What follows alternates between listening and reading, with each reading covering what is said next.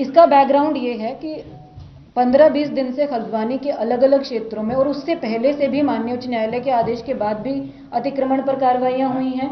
अन्य जो state government के द्वारा भी जो है सरकारी भूमि पर अवैध अतिक्रमण को हटाए जाने के संबंध में जिला स्तर पर टास्क फोर्स गठित करी गई है। सरकारी संपत्तियों की सुरक्षा के दिशा निर्देश दिए गए हैं। सरकारी संपत्तियों की जीआईएस मैपिंग करी जा रही है। जो कब्जे हैं उनको हटाया जा रहा है। जो सरकारी परिसंपत्तियां हैं उनको सुरक्षित करने हेतु अधिकारियों के उत्तरदायित्व निर्धारित करे जा रहे हैं। आपके मीडिया के द्वारा इसको समय समय पर रिपोर्ट भी करा गया है। पिछले 15-20 दिनों से एक ड्राइव हल्द्वानी क्षेत्र में नगर निगम की परिसंपत्तियों के संबंध में चला। शहर के जो चौराहे हैं, सड़कें हैं, ट्रैफिक कंजेशन से मुक्ति दिलाने के संबंध में उनके चौड़ीकरण की एक्टिविटी भी चली। सभी जगह विधिक रूप से प्रक्रिया पूर्ण करते हुए सभी को नोटिस दिए गए, सुनवाई के अवसर दिए गए। सुनवाई समिति ने करके प्रत्येक व्यक्ति को एक एक करके सुना और सबका निस्तारण किया। निस्तारण करने के बाद कुछ लोग माननीय उच्च न्यायालय में भी अप्रोच किया। कुछ लोगों ने, कुछ को समय मिला, कुछ को नहीं मिला। जहां पर समय नहीं मिला वहां डिमोलिशन ड्राइव भी नगर निगम, पीडब्ल्यूडी और अन्य विभागों के माध्यम से अपनी अपनी परिसंपत्तियों पर टेकअप करी गई। तो मेरा ये स्टोरी, ये बैकग्राउंड बताने का मकसद ये है कि ये कोई आइसोलेटेड एक्टिविटी नहीं थी। ये कोई एक ही परिसंपत्ति को टारगेट करके करी हुई एक्टिविटी नहीं थी। ये पूरे काफी लंबे समय से हल्द्वानी के अंतर्गत सरकारी परिसंपत्तियों को अलग अलग क्षेत्रों में बचाने का, सुरक्षित करने का, अतिक्रमण मुक्त कराने का अभियान चल रहा है। उसी के क्रम में इस प्रॉपर्टी पर, जो कि खाली प्रॉपर्टी है, जिसमें 2 स्ट्रक्चर्स हैं जो कहीं पर भी ना तो किसी धार्मिक संरचना के रूप में रजिस्टर्ड हैं, ना ही किसी प्रकार से मान्यता प्राप्त है। उन स्ट्रक्चर्स को कुछ लोग मदरसा कहते हैं, कुछ लोग उसको नमाज स्थल कहते हैं, लेकिन उसका विधिक रूप से दस्तावेजों के अंतर्गत कोई अस्तित्व वर्तमान में नहीं है। उनको हमने खाली कराया। जो ओपन स्पेस था उसका कब्जा ले लिया गया और एक नोटिस परिसंपत्तियों पर, स्ट्रक्चर्स पर चस्पा करा गया, क्योंकि कथित रूप से ये एरिया मलिक का बगीचा नाम से जाना जाता है, जबकि कागजों में जो डॉक्यूमेंट्स हैं, दस्तावेज हैं नगर निगम के, वहां मलिक का बगीचा के नाम पे दर्ज नहीं है, नगर निगम की नजूल भूमि के रूप में दर्ज है। तो इन स्ट्रक्चर्स पर नोटिस चस्पा करे गए और खुद से ही अपना अतिक्रमण 3 दिन के अंदर हटाने के निर्देश दिए गए। 3 दिन के अंदर अतिक्रमण न हटाए जाने की दशा में या तो अपने अभिलेख प्रस्तुत करेंगे जिससे स्वामित्व सिद्ध हो सके, या तो हटाएंगे, अदरवाइज नगर निगम द्वारा हटा दिया जाएगा। ये बिल्कुल क्लियर इंस्ट्रक्शंस संबंधितों को 30 तारीख को दे दिए गए थे। उसके बाद 4 तारीख की तिथि निर्धारित करी गई, जिसमें 3 तारीख को काफ़ी ज़्यादा मात्रा में जो प्रतिनिधि गण हैं, जो भी हितधारक लोग हैं, आसपास के क्षेत्रों के रहने वाले लोग हैं, वो संभ्रांत लोग नगर निगम के सभागार में आए और हमारी टीम के साथ चर्चा करी। उन्होंने काफ़ी सारे विधिक बिंदु रखे, उन्होंने अपने प्रत्यावेदन दिए और हमसे ये मांग करी कि हमें उच्च न्यायालय में, माननीय उच्च न्यायालय में जाने का एक अवसर दिया जाए। माननीय उच्च न्यायालय का जो भी निर्णय होगा हमको स्वीकार होगा।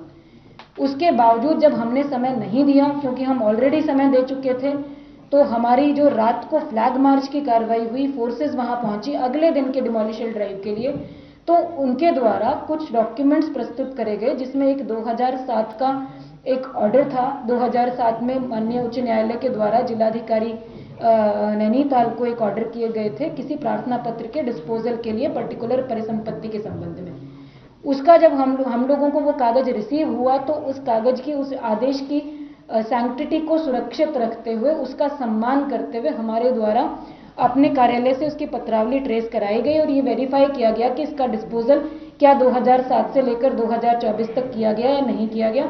उसका डिस्पोजल की जब विधिक स्थिति स्पष्ट नहीं हुई, तो जल्दबाजी में डिमोलिशन ड्राइव ना करके उसको उस दिन रोक दिया गया, ताकि संबंधित पक्षों को वैधानिक कार्रवाई करने का पर्याप्त अवसर दिया जा सके। किसी भी प्रकार की जल्दबाजी में ऐसी कोई कार्रवाई ना हो जो विधि विरुद्ध हो या लीगल प्रोसेस अपनाकर ना करी जाए। ये हमने एक्टिविटी को रोका गया। मदरसा जिसको कहा जा रहा है, उस भवन को सील कर दिया गया। सभी की सहमति ली गई। वो हमारे पोजीशन में था, नगर निगम के एडमिनिस्ट्रेशन के पोजीशन में था। पीएसी वहां पर पोस्टेड थी। किसी भी व्यक्ति का उसमें कोई अहित होने की संभावना नहीं थी। कोई उसके अंदर रह नहीं रहा था, कोई बेघर नहीं हो रहा था, किसी का घर, आवास स्थान उसमें इन्वॉल्व नहीं था। That was a structure which was illegal. और उसको डिमोलिश करने से पहले जितनी भी विधिक प्रक्रियाएं हो सकती हैं वो पूर्ण करी गई। जब हमने अगले दिन 2007 के ऑर्डर का डिस्पोजल किया नेक्स्ट डे अपने कार्यालय में, उसके बाद इस बीच में संबंधित पक्ष के द्वारा माननीय उच्च न्यायालय से नोटिस पर स्टे लगाए जाने की डिमांड करी गई। माननीय उच्च न्यायालय ने 2 दिन सुनवाई करी और दूसरे दिन सुनवाई में ये निर्देश दिए कि जो याचिकाकर्ता पक्ष है उनको किसी भी प्रकार की राहत दिए जाने से मना कर दिया गया।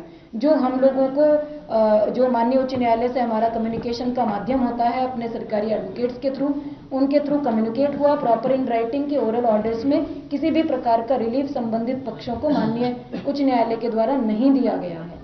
तो ये मूवमेंट हम लोगों ने, क्योंकि हमारी प्रिपरेशन तो 3 दिन पहले ही कंप्लीट हो गई थी डिमोलिशन ड्राइव की, हमारी टीमें 3 दिन पहले से डिमोलिशन ड्राइव के लिए तैयार थी, तो हमने डिमोलिशन ड्राइव शुरू करने का निर्णय लिया।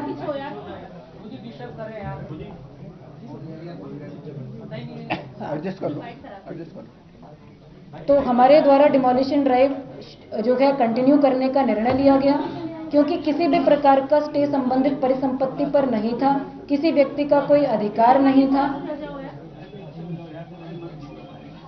सामान्य रूप से एक विधिक प्रक्रिया अतिक्रमण हटाए जाने की अलग अलग क्षेत्रों में चल रही है, तो इस क्षेत्र में भी करी गई।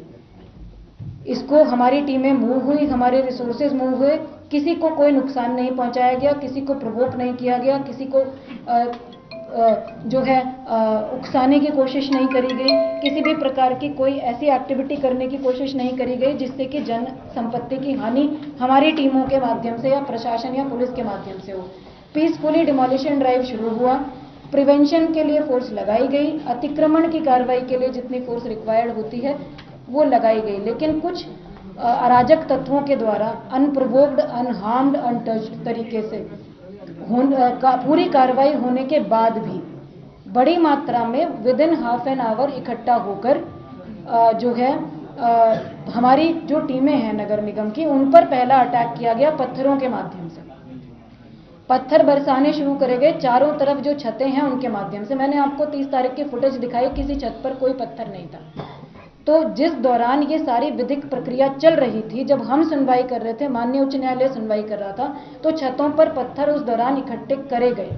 इसका मतलब इट वाज प्लान्ड कि जिस दिन भी डिमोलिशन ड्राइव होगी हम उस दिन इस तरह से फोर्सेस को अटैक करेंगे, इस तरह से डिमोरलाइज करने की कोशिश करेंगे स्टेट मशीनरी को।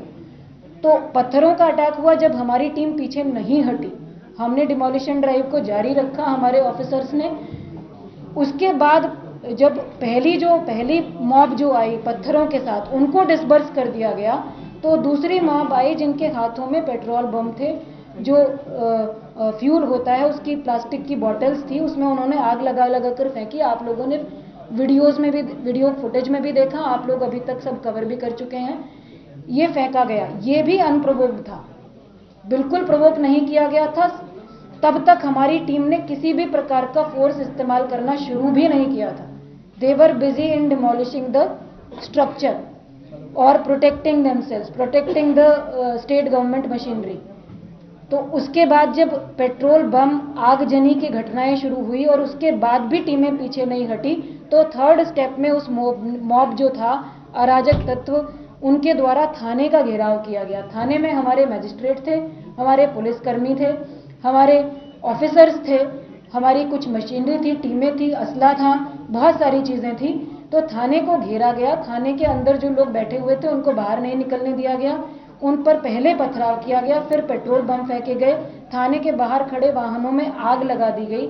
उसका जो धुआं था आगजनी का, वो धुआं सारा थाने में भर गया और अंदर जो ऑफिसर्स थे उनको सफोकेशन होने लगा। तो पहले अनाउंस करा गया, आंसू गैस के गोले छोड़े गए, अनाउंस करा गया लाउड स्पीकर पर कि आप लोग डिस्पर्स हो जाएं, अन्यथा हमको बल प्रयोग करना पड़ेगा। उसके बाद पानी की बौछार भी अग्निशमन के माध्यम से करी गई ताकि उस आग को बुझाया जा सके और जो लोग अंदर फंसे हुए हैं उनको सफोकेशन से बचाया जा सके, ये भी किया गया। उसके बाद भी जब वो मॉब डिस्बर्स नहीं हुआ, तो कुछ जगह से ये सूचना आई कि जो रिवॉल्वर होते हैं या वैध या अवैध है, वो सब जांच का विषय है। जो भी असलहे हैं, जो भी आर्म्स हैं, उनके माध्यम से कुछ फायरिंग स्टार्ट करी गई थाने पर डायरेक्टली, थाने में अंदर जो टीमें थी उन पर डायरेक्टली। उसके बाद जो है फोर्स इस्तेमाल करने के आदेश दिए गए, कर्फ्यू इम्पोज करा गया, फायर ओपन करने के आदेश दिए गए, कमर के नीचे फायर ओपन करने का हमारे स्थानीय मजिस्ट्रेट ने वहां ऑर्डर किया। इस स्थिति को देखते हुए, हमारी टीमों की सुरक्षा को देखते हुए, उसमें फोर्स हमारा जो मैक्सिमम यूज हुआ वो थाने के प्रोटेक्शन में यूज हुआ। बाकी जगह पर ज्यादा फोर्स यूज करे बिना सिर्फ अपने आप को असर्ट करते हुए, अपने आप को प्रोटेक्ट करते हुए ही एरिया को बचाया गया। जैसे ही थाने से इन लोगों को डिस्बर्स किया गया जो अराजक तत्व थे और वहां उपद्रव मचा रहे थे और लोगों की जान लेने की कोशिश कर रहे थे, थाने से डिस्बर्स करने के तुरंत बाद एक क्षेत्र पड़ता है गांधीनगर, आप सब लोग जानते हैं। इस मॉब के द्वारा उस क्षेत्र को घेर लिया गया। गांधीनगर के क्षेत्र में मिश्रित आबादी है, वहां सभी धर्मों के, सभी कम्युनिटीज के लोग रहते हैं, कोई एक विशेष समुदाय वहां निवास नहीं करता है। उस क्षेत्र को घेरा गया, उससे भी टेरराइज करने की जो है कोशिश करी गई स्टेट मशीनरी को भी और वहां रहने वाले स्थानीय निवासियों को भी।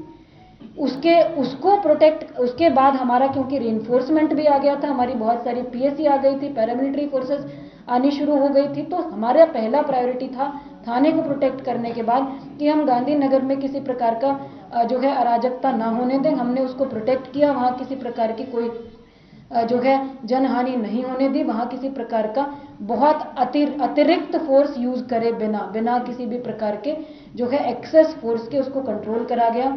बनभूलपुरा से मॉब क्योंकि भारी मात्रा में निकल रहा था, तो हमारी टीम का जो पूरा प्रयास रहा, एसएसपी मेरे साथ बैठे हुए हैं, इनकी फोर्स ने काफी धैर्य का परिचय दिया। वहां पूरा प्रयास ये रहा कि हल्द्वानी का जो मेन शहर है उसको बचाया जाए, उसमें किसी भी प्रकार से मॉब को एंटर ना होने दिया जाए।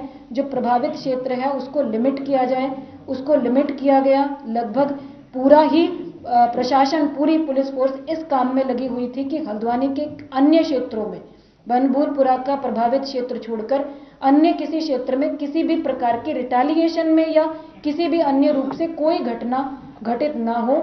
और मैं इस मामले में हल्द्वानी के लोगों को भी धन्यवाद देना चाहूंगी और साधुवाद देना चाहूंगी कि आप सबने प्रशासन का सहयोग करा, पुलिस का सहयोग करा। अन्य क्षेत्रों में किसी भी कम्युनिटी के लोगों ने किसी भी प्रकार का कोई प्रतिक्रियात्मक जो है घटना घटित करने की कोशिश नहीं करी। सब लोग शांतिपूर्वक अपने घरों में रहे, अफवाहों पर ध्यान नहीं दिया। जो लोग प्रवोक करने की, भड़काने की, उकसाने की कोशिश कर रहे थे, उनके उकसाने में नहीं आए। तो ये हल्द्वानी की जो सामान्य जनता है जिन्होंने कल बहुत शांति और धैर्य का परिचय दिया, उसके लिए भी मैं धन्यवाद देना चाहूंगी। जो ये एक्टिविटी थी, ये पूरा जो डिमोलिशन ड्राइव था, ये कोई आइसोलेटेड ड्राइव नहीं था। मैं पहले ही आपको एग्जाम्पल्स के साथ एक्सप्लेन कर चुकी हूँ। ये लगातार चल रही चीज थी। एक एरिया में ही ये घटना हुई, अदर एरियाज में डिमोलिशन ड्राइव्स टेकअप हुए, बड़े बड़े ड्राइव्स टेकअप हुए, 10-10, 20-20 दुकानों के, मकानों के ड्राइव्स टेकअप हुए। वहां किसी प्रकार का कोई रिटेलिएशन पुलिस पर, प्रशासन पर नहीं किया गया। जिस प्रकार की घटना कल घटित हुई है, उससे ये प्रतीत हो रहा है कि जितना ज्यादा समय दिया जाता, ये हमारा मंतव्य है कि जितना ज्यादा समय दिया जाता उतना ज्यादा प्रिपरेशन बढ़ती और उतना ज्यादा हल्द्वानी में और ज्यादा जनहानि और संपत्ति की हानि के हालात उत्पन्न होने की संभावना बढ़ती। क्योंकि आज नहीं तो कल नगर निगम को, प्रशासन को अपनी परिसंपत्तियों को अतिक्रमण से मुक्त कराना ही था और विधिक प्रक्रिया कंप्लीट हमने करी है। कंप्लीट करने के बाद ही डिमोलिशन ड्राइव शुरू करे हैं। किसी भी जगह पर अचानक से हमने कोई एक्टिविटी शुरू नहीं करी। तो ये हम लोगों का असेसमेंट रहा कि अगर हम बहुत ज्यादा समय देते तो उतना ही ज्यादा प्रिपरेशन का टाइम मिलता। मैंने एविडेंस के साथ आपको बताया कि 30 तारीख से 8 तारीख के बीच में कितना प्रिपरेशन किया गया है। तो अगर हम और समय देते तो ये ज्यादा हो सकता था। तो ये निर्णय सही था कि ज्यादा समय ना दिया जाए, जितना जल्दी, जितना आसानी से, स्मूथली इस एक्शन को किया जा सकता है उतना किया जाए। उसमें अंदेशा हमेशा होता है जब आप कोई इस तरह के ड्राइव्स टेकअप करते हो डिमोलिशन की, जब आप अपनी परिसंपत्ति की सुरक्षा करते हो, तो थोड़ा बहुत विरोध की, थोड़ा बहुत जो है प्रदर्शन की, अपना जो है लॉ एंड ऑर्डर की सिचुएशन की संभावनाएं रहती हैं। पर this kind of reaction without provoking, without harming anybody, किसी का घर नहीं टूट रहा है, कोई बेघर नहीं हो रहा है, कोई डायरेक्टली हार्म नहीं हो रहा है। There is a structure which is already in position of nagar nigam, which has already been sealed by the government, जहां ऑलरेडी गवर्नमेंट की प्रेजेंस अवेलेबल है, कब्जे में है, कंप्लीटली अवैध सिद्ध हो चुका है सभी प्रकार की विधिक प्रक्रिया में, उस पर। और दूसरी चीज और मैं जो आपको कहना चाह रही हूँ, उसके बाद आप लोगों के सवाल हम लोग लेंगे, वो ये है कि जो मॉब था वो इस स्ट्रक्चर को बचाने की कोशिश नहीं कर रहा था। वो हमने जितना वीडियोस में देखा, हमने जितना महसूस करा, वो अथॉरिटीज को अटैक करने की कोशिश कर रहा था। It was not against any community, it was against the state machinery, it was against the state authorities, it was against symbols of state government machinery. थाना, ये थाने को जो अटैक करने वाली चीज थी, ये स्टेट के जो सिंबल्स होते हैं, सिस्टम के जो सिंबल्स होते हैं, वो अटैक करने की एक तरह से कोशिश थी। ये कम्युनल नहीं था, ये स्टेट मशीनरी के ऊपर एक तरह का ये प्रयास था कि हम लॉ एंड ऑर्डर से ऊपर है। व्हाटएवर जो भी लोग ये उपद्रवी थे, जितनी भी संख्या में थे, वहाँ अच्छे लोग भी रहते हैं, वहाँ ऐसे लोग भी रहते हैं जो बिल्कुल पीसफुल हैं, वहाँ ऐसे लोग भी रहते हैं जो वास्तविक रूप से डरे हुए थे। मेरा आप लोगों से सबसे अनुरोध है कि किसी भी प्रकार की अफवाहों से बचा जाए, ताकि जो लोग अंदर रहते हैं, जो बिल्कुल शांति व्यवस्था के साथ रहना चाहते हैं, कानून का पालन करना चाहते हैं, कानून का सम्मान करना चाहते हैं, उनको किसी भी प्रकार का कोई खतरा उत्पन्न ना हो, किसी भी प्रकार की अफवाहों की वजह से। तो ये जो मॉब था, जिन लोगों ने भी ये घटनाक्रम कल घटित किया है, इस मॉब का पूरा प्रयास स्टेट के जो सिंबल्स होते हैं, सिस्टम के जो एडमिनिस्ट्रेशन के जो सिंबल्स होते हैं, लॉ एंड ऑर्डर की जो व्यवस्था होती है, कानून की जो व्यवस्था होती है, उसको चुनौती देने का प्रयास था। उसको ये दिखाने का प्रयास था कि हम कानून से ऊपर हैं, जिसका प्रत्युत्तर प्रशासन और पुलिस फोर्स की टीमों ने दिया और परफेक्टली इसको मैनेज किया। हल्द्वानी की शांति व्यवस्था को ना बिगड़ने देना हमारी प्राथमिकता है। हमारा आज भी यही प्रयास है, कल भी यही प्रयास था और आगे भी यही प्रयास रहने वाला है।